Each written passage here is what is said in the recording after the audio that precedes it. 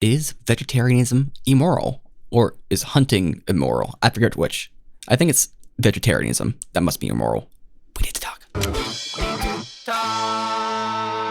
You don't know if someone enters your property that person has the, did it, willingly, right? Because someone could break and enter your property, and that's a willful, forceful entry, and that is definitely immoral. But someone could also just end up there by accident. Let's say you're just happened to me a couple of times, hiking through the woods. I ended up being on someone's property. I actually had no idea I was, and they're like, "Hey, you're on my property. Get off." I'm like, "I am?" It's like, "Yeah. Don't you see the sign?" What sign? All right. I had no idea. Now, if you went for like a full sort of on property rights, like a little reading of it, and you're like, "Hey, if you are on somebody's property, that is your property. You have the right to defend yourself. So you can shoot them, kill them, whatever you want to do with them while they're on their property." See, that is a little bit too blunt of a execution of that idea, because you don't have the knowledge that person was on your property by, will, but they didn't just end up there. In the case of someone falling from, like, say, a 20-story building onto like a, I don't know, 3 floors down on some patio, that person didn't intend to end up there. They just kind of ended up there, right? So I think from a moral perspective, like the morality or the moral imposition that you want to give is, I think there's an actual word for this in the philosophy, is a... What's that term? I'm trying to remember what it is. But you have to give someone notification to leave, right? Say, you have to make it clear that this is my property. You are trespassing on my property. I'm instructing you to leave. And you have to give them that ability to actually leave the property. Now, obviously, if there's a full on implication that this person is entering your property with ill intent or has intent to do harm, like maybe they have like a submachine gun, on them, and they're kind of like trying to hide and all this kind of stuff. Okay, maybe that's a thing that you can kind of use as probable cause.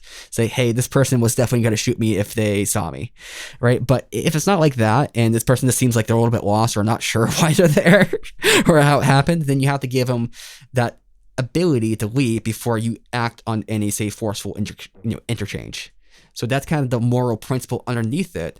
Now, of course, that's embodying the law, which is why I just went to the law for that. But essentially, there's kind of like the moral idea out there, and that moral idea has all these kind of caveats to it. Like, I think the basic idea of, if you have your property, then you have the right to enforce your property rights by, say, getting people other off it. But that doesn't mean someone steps on your property, you can just kill them right away. It doesn't make any sense at all.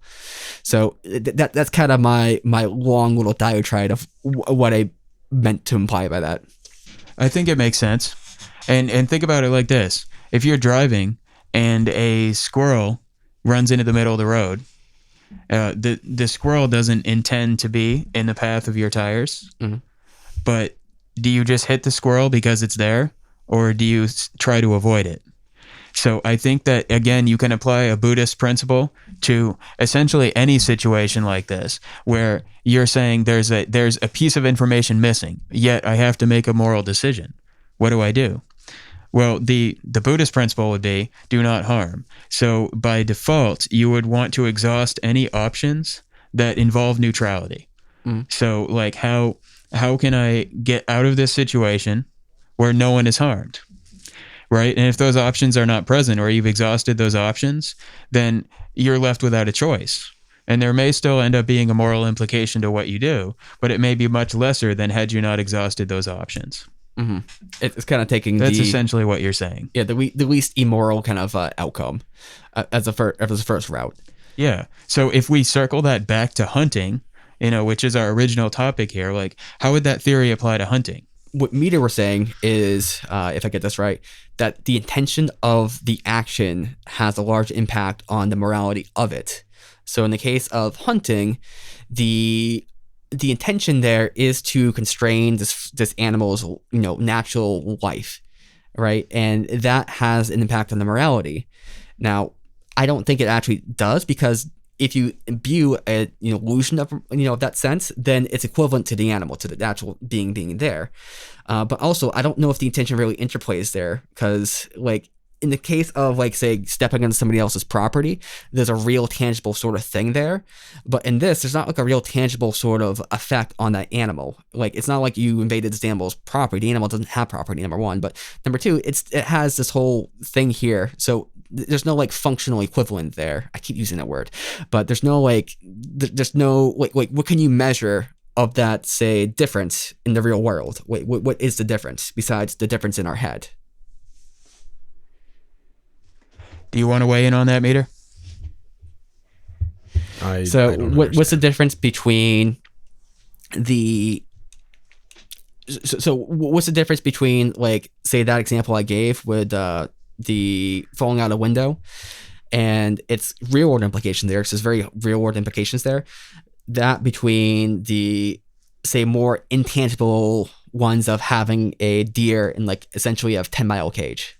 Essentially, the difference is that in the scenario where you accidentally wind up breaking and entering,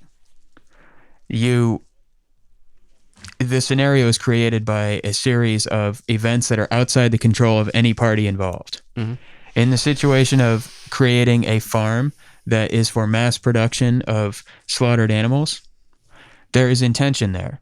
Again, that goes back to what Meader was saying, that situation was not accidentally happened upon by somebody, inadvertently entering another person's property. It wasn't that. It was something that was intentional, and the animals were put there to begin with. So that would be like saying that a bunch of people were intentionally put on the property of someone else so that person could either keep them captive or kill them, right? They are different scenarios because of intention. Mm-hmm. Like I can see they're different scenarios, but I'm not sure how they're different moral-wise. I'm not sure if I'm just like harping on like a dumb point here, because I probably am, to be honest. But let's change here just a tiny bit here. Meader, when something I'm a little bit intrigued with is when you're talking about the difference between killing a fish and killing a deer, is that difference affected in the morality of it? And if it is it because of the visceral feeling you get, or is it something which is a bit more like underpinning of it? Is the difference between killing a fish and a deer, are those things different morally? I don't know. A little bit. I mean, I'm thinking more about the process of doing it, because with fishing, you are like finding where fish are, but you're also baiting them, which I'm not a massive fan of, like baiting something and having it come to you in that way. Because with hunting, you're tracking, finding out where they may be, and then trying to be in the right place at the right time. Versus with fishing, you're seeing where the fish are and then dropping something for it to bite. Because you can hunt by just like leaving a bunch of corn out and then just hunting that plot of corn, and obviously something's going to come eat it at some point. And I would say that's closer to like what you're doing with fishing. You're baiting a spot to entice the animal to come over and do the thing. Is that kind of like a same sort of thing where like a gun is a little bit worse as far as like the ethics of it? Like baiting something's a little bit worse than like say not baiting. Yes. Or kind of like approaching. How would you? I don't know. I'm a little bit confused on this. How would you like catch a fish without baiting? Hand fishing, like spear Jump fishing. into the water fishing? and chase it down, grab it with your fucking hands, bro. Have you done that before? Probably with like minnows, like little tiny baby fish, but nothing I would eat. No. See, I don't buy into the difference between the tools. Mm-hmm. Like I said, I don't believe that with the bow or the gun. I think that using bait is kind of the same thing. I do understand what you're saying about like, okay, the bait signifies a different intention than hunting, but not really, because if the purpose of killing the animal is for subsistence, then whatever tool that you're using to do that, the goal is the subsistence, right? The goal is not the method of killing necessarily. That doesn't mean it doesn't matter, but the distinction is that in your example with the mass farm, it's excess. So I think that the crux of this is a combination of what Meader and I said, right? Meader said intention matters with morality. That's absolutely true. I think that whether the action is in excess also matters, because if you catch one fish for dinner, or if you catch 20 fish, but then you kill one deer. I mean, there's no real difference in terms of intent if the idea is subsistence, right? If you're using all of the animal. Yeah. I don't know why I'm bringing this up, but there's actually some interesting stuff about like Native Americans back when they were hunting buffalo, because like there's a bit of a propaganda up there where they say that like they would use every part of the buffalo, but there are certain tribes that would actually like buffalo are kind of like they kind of go in like these big packs, right? Like these giant cavalcades, and what they would do is they would kind of start pushing these buffalo to like towards a cliff, and then they would just like have them get closer and closer to the edge of the cliff and start running towards it, and then the ones behind wouldn't know there's a cliff right ahead, so they keep running and pushed into the others, and because it's kind of like push them all off the cliff, and you know it wouldn't be the whole like pack, but it'd be enough, and they would just take what they could, and you know there'd be far more money that died than more than that they like say utilized. And it wasn't really a problem for them because like there was just plenty of buffalo at that point. Like they weren't in danger of hunting them to extinction or anything, but they had a lot of waste there. And there's other cultures that have a lot of waste with their resources as well. I think the more bountiful of resources is, the more likely you are to waste it. The less bountiful it is, the less likely you are. Like right now we have way too much meat. I mean, meat is expensive, but there's way too much of it, so we just like we're willing to like throw it out. But if we lived in a culture where there's barely any meat, like you get like a little piece of steak, you're gonna eat every single piece of that steak. Like if you have like a chicken wing, you're gonna be like gnawing off the little tiny like bits of chicken wing like underneath the like between the bone and everything. Like I think it's definitely a supply issue, I would say. I agree, but that speaks to the moral issue as well, because you have countries like ours that waste just tons and tons of resources, their water, food, meat, whatever. We waste so much, and yet there are places in the world where people are starving, right? And I know that's a cliche. People say that all the time, but that's exactly the problem, is that if you hunt only what you need, then it's not an immoral action. But what is immoral is when you have situations where you're mass killing these animals, or creating these living organisms just to slaughter them and throw away the meat. I mean, it's not good. It's like there's an intention there, but the intention is very opaque, or you could say it's you could say it's like say profit driven, which is true, but it's more like the profit it has the waste built into the equation, where they generate say 500 chickens, but they intend maybe like for only 3/4 of those chickens to actually get used. Have you ever done any hunting or fishing, Patrick? I've never hunted. I have fished, but anytime that I fished, I always ate the fish. Or see, I don't believe in throwing them back either. That's the thing, because then you're creating suffering for no reason. My wife does that, and I've told her I disagree. Like, what's the point of catching a fish and like getting a hook caught in it and then throwing it back, right? That's hunting for sport. Even though the animal didn't die, like you cause unnecessary suffering. If I ever catch a fish, I eat the fish. And if I'm not going to eat it, I don't go fishing. Yeah. When I was a kid, I would throw all the fish back and I wouldn't eat them because I just didn't want to see anything die. Like I was very like afraid of like any animal dying. I think I cared more about animals back then than I did humans. But it's like I probably wouldn't do it nowadays because like you said, like why do it in the first place if you're just gonna throw it back? Like either shoot it, kill it, whatever, and use it, or just don't. It's kind of my thought. I think honestly we've kind of covered every angle of this. Like, do you guys have anything else to add? I think I'm all set on my side. Meader, would you recommend people hunt?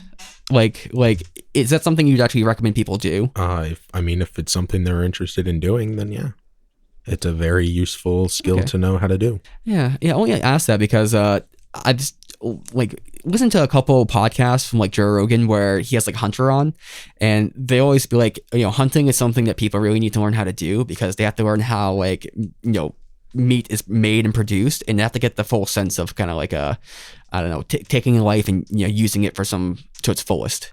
And they kind of have like some sort of like a moral sort of thing on there. And some other people like to say it's like there for like utility, but I just want to get your take on that. I mean, it's a completely different experience. It's one thing to be like, I want to, like, let's say you want to be prepared for if you were ever in a situation where you needed to hunt. So you're like, I'm just going to take a gun or a bow and I am just going to shoot it at a target every single day for an hour a day. And then I know I'll be ready.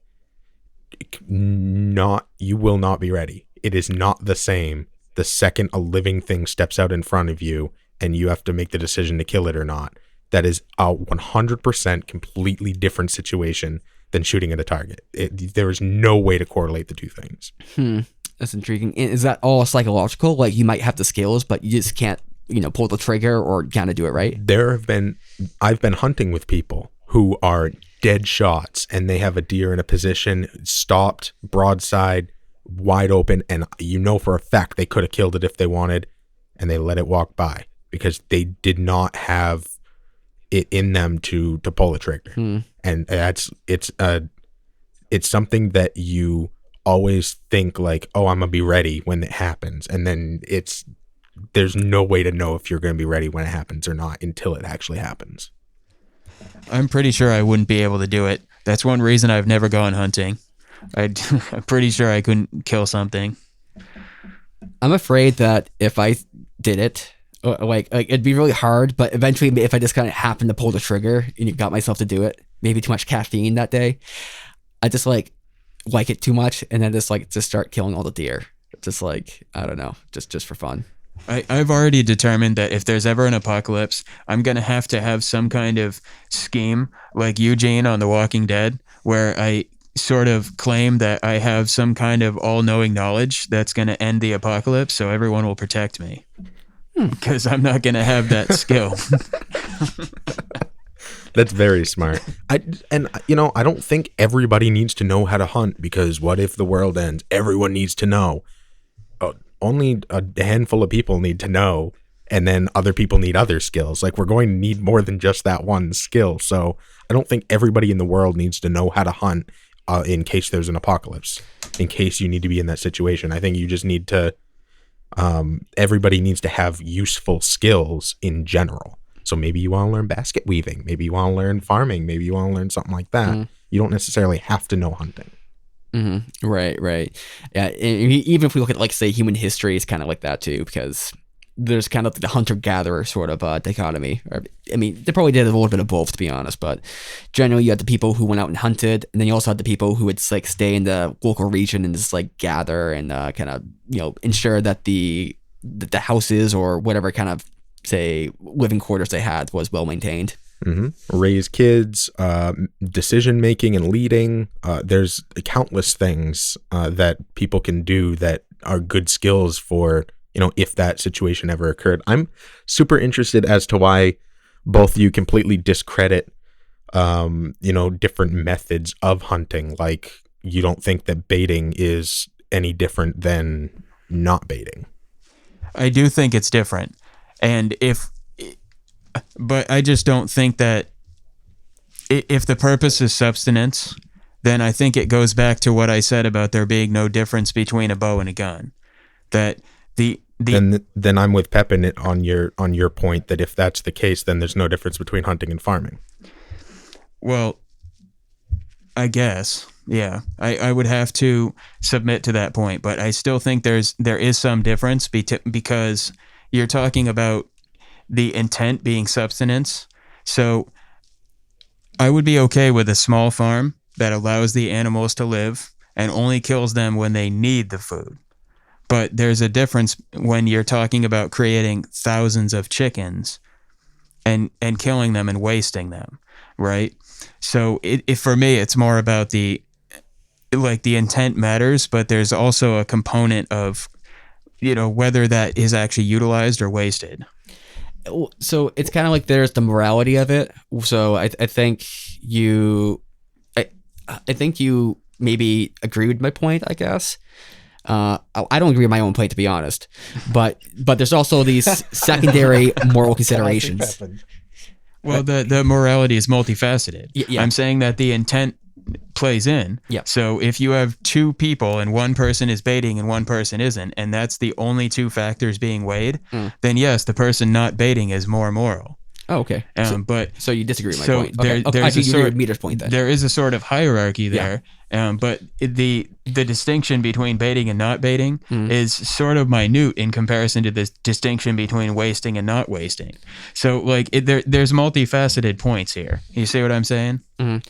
Yeah, I always kind of see it like there's like these basic moral questions we have, but then you start getting to like other things where there's more questions to it. Like there's basic moral questions about like, say, I don't know, I'm gonna get really weird here about like computer science and computers, right? You know, just kind of like having a computer that can do things like an iPhone or whatever. But then there's another question about, you know, what you can do with those computers and like having data collection and, you know, privacy and say, you know, sending information online that's sensitive and all this kind of stuff. Like what kind of contracts or what kind of things are there to prevent illicit use of that? Because the technology on its own is just one thing, but then how that technology is used raises more moral questions than just the base technology itself. There's like things that are additive to that. Or if we have a society, you know, and that society needs to be organized, then you have to have ways to organize the society. So just a collection of people may have some basic moral qualities to it, but a whole city of people needs more moral considerations because there's more complex problems that arise just from that scale.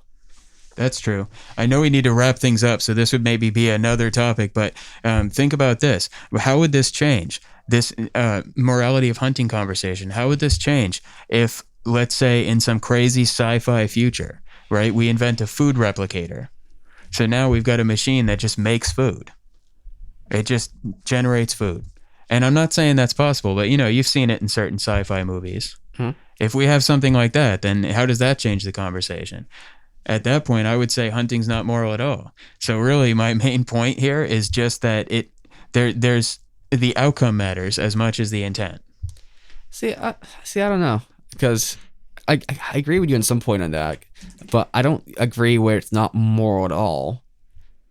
I don't know why I disagree with that. Do you disagree with that, Meader? Oh, 100%. Needing to know the skill in case that machine ever doesn't exist. And population control is a massive thing that hunting does that is 100% necessary. Protection. Deer completely destroy like farms and things like that. And the more deer that are in an area, then the more predators are going to be in the area. And some of those can be super dangerous. Like coyotes can kill tons of things. They can kill children. So there's a lot of reasons outside of just meat that hunting is important to us as a society. Well, I do agree with the utility behind that, but I don't think population control can be used as an argument. Because why not? That was the same argument that China used for limiting the number of babies that people are allowed to have. So if you're going to apply that rule to animals, you have to be able to apply it to humans. From a moral standpoint, I understand that from a utility standpoint, there's a difference. I mean, not necessarily. So population control of deer gets out of control. That means more vehicular crashes with deer running into roads or into populated areas, which means more human death, which I consider to be a worse moral thing than deer death. So the utility function here is complex. I would disagree with you, Patrick, in general. Just because the moral qualities of deer are different than the moral qualities of human. I know that the Buddhist perspective kind of sees them as the same, but I think that, this kind of goes to the abortion thing. Like, I think it's okay to abort a fetus because that fetus does not have the same qualities of a real human. You know, and you get closer and closer to, like, say, a baby, that's more and more human, but the earlier and earlier it is, the more it's just like a cell, and functionally they're equivalent, right? You know, say when it's just a couple cells big, that's essentially just like any sort of multicellular organism, and, you know, that is small, you know, and we're okay with just killing those, you know, willy-nilly. So I think, granted that those two are kind of equivalent, at least on some sort of meta level, that, you know, deer are not on the same level, you know, say morally, they don't have the same moral, say, considerations as humans. Like, if a human goes crazy and kind of starts like going off the rails, you know, does a human, yeah, if a human does that, then we put them in an institution, right? If a bear does that, we shoot the bear because the bear could be a danger to us, right? There's two. I mean, an even better example might be if you have a deer in a pen and a human in a pen, and you have a button and you have to choose which one to kill. From the Buddhist perspective, that's an impossible decision. I think from a realistic perspective, that's a very easy decision. Ooh, I like that. That's a good moral test right there. I like that. Yeah, Meader. We'll call it Meader's pens. That's awesome. I actually agree with you. I'd choose the deer. You're right. That's easy. But the reason it's easy is because we're emotional and we have attachment to our own species. But you're right. From a Buddhist perspective, there is no difference. You're still taking a life. Mm-hmm. So again, this goes back to the original thing, which is that two things can be happening. You can be making a decision that to you makes the most sense and maximizes utility, but also carries moral implication. I think I'm actually agree with Patrick on this, that though it's an obvious and easy decision, it doesn't necessarily make it on a moral level any more okay to have killed a thing. I don't know. Things are just the way they are. They all suck, right? Exactly. We have. Oh, but by the way, Nathan, to tie in your point to what we just said. Ooh, I like this. That's the reason why laws don't work as a measure of morality. Oh, yeah? Because the laws are based on our experiences, and our experiences are based on those emotions, or the perception of cause and effect that we have in the universe. But because we are, perpetually flawed in terms of the way that we view things, those laws will never be perfect. So that's why you can't measure those two things against each other. Because when you have a situation like, do I kill the human or the deer? Like, what law is going to be able to dictate the morality of that? There isn't one. Well, yeah, I don't think that you would have, because I would say I don't really believe in laws. Like, we had that conversation a little while back, so I don't necessarily believe in laws really. But I think a law is a good, say, embodiment of a moral principle, right, or a moral idea. And is it perfect? No, but that's why things can change, right? Like, the whole thing with data privacy is a new sort of moral consideration that we have, only because we're in a different circumstance that was completely different and unheard of, never experienced before. Like, from say even 30 years ago, right? 40 years ago, like these considerations only came into being because we're in a completely different context. And so our, approach to that and our, forging of moral principles, it's tough because there's no real, straightforward path, and it has to be like deliberate. So I don't think that laws are indicative of like morality in that way. I think that they're more an indication of what society believes is morally just in that moment, and that is separate from true morality. Because black people are slaves, and that's fine. That's on the law. You have to return a black person to their owner. Like, that was a law. Does that mean it was morally okay? No, of course not. Society at that time felt that was a morally okay thing. But I don't think that those are the same thing. Oh. Yeah, you have the transcendent morality, and then you have cultural relativity, right? Two different things. Yeah, I would say that. Right. I mean, obviously they're not the same thing. I think a law is just an implementation of morality. And whether that morality is, correct or not, I think is up to time, right? And I also think, this is where I think we get into disagreements here. We're kind of treading old turf here, but I think morality is more a creation and an invention than it is something which is outside of, say, human experience, right? I think that humans made morality, and I think morality is derived, and good morality is derived through logical principles that don't, contradict, right? You don't have two rules for the same kind of entity, right? You don't have, this rule that says, thou shall not kill for this one person, and this other person who has the same qualities and aspects says, thou shalt kill whoever they want. Right, those are two contradicting sort of moral principles that can't apply universally. So that's this kind of like Kant's universal kind of thing. But so I think that the laws are implementations of that, but the laws are implementations of the moral, say, culture at the time. So, and of course, the sense of morality can change. And so I don't disagree with you guys at all, but it's kind of like if you want to have any sort of sense of morality enacted, you have to have a way to do it, and the way to do that is through laws. But the important thing is that if you're going to do this in a good way, you need to be open to the fact that morality can change and have the system be able to change, in a way that's maybe not too easy, but easy enough. I'll tell you what, table that one, because I want to argue with you, but I'm tapped out. I think we've been at this one for over an hour. So let's do that one next time, because I've got a lot of shit to say about that. Okay. About what you just said specifically. All right.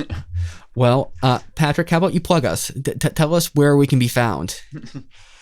All right. So this one, I believe you're going to be looking for We Need to Talk.